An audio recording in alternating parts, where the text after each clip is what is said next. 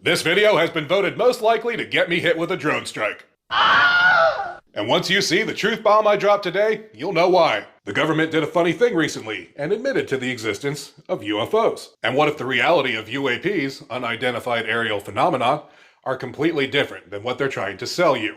This little media circus has brought a lot of questions about the phenomena.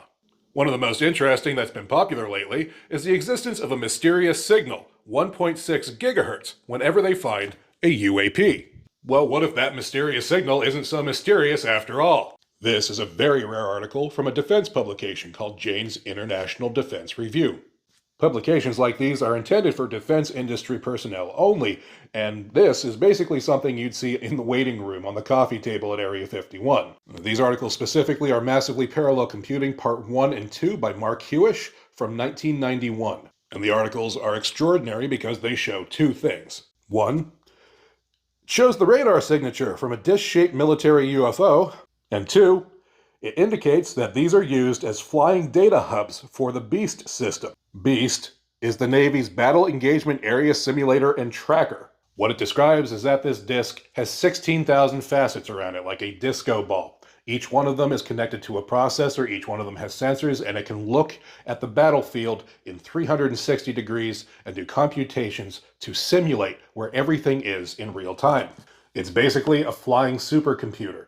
And you'd never see it because this thing could have a camera on either side, and it just transmits it down into each of the facets just like a computer monitor array and shows you only what's behind it, so you'd see right through it from every direction. You'd never even know it was there. So it looks like there have been top secret UFOs flying around spying on everybody since at least the 1990s. Great. Now what about the 1.6 gigahertz signal that shows up whenever these things are present? Seeing a second aircraft.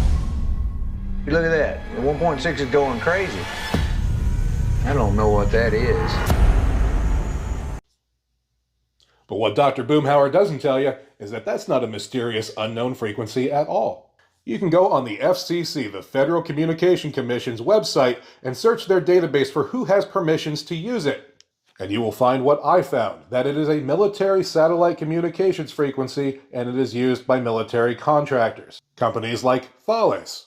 And what does Thales sell?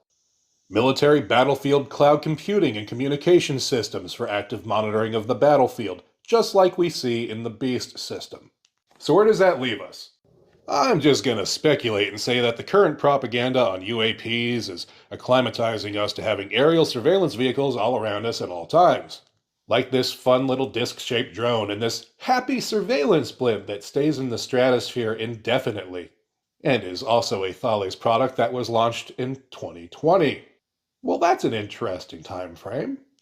I think guys, agents like Lou Elizondo are just here to teach us, to attribute these to unknown phenomenon, like, oh, maybe these things are us from the future, and oh, Skinwalker Ranch and the Tic Tac, maybe they're here to probe our asses.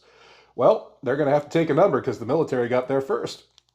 What no one ever mentions about the Tic Tac incident is that when the pilots flew over it, there was white water underneath it like a submarine had submerged, and this thing is cylindrical like it was a sub-launched drone. Then far below in the water, they see what looks like a plane crash or a submerging submarine. So to wrap up, do I think that there are real, organic, unexplained phenomenon out there in the skies? Yes, I absolutely do. But the shit they're showing you on night vision and FLIR and pilot cams, that ain't it. It's an old psychological operations tactic to take a local superstition and twist that and use that for their purposes, and I think this is just another example of that.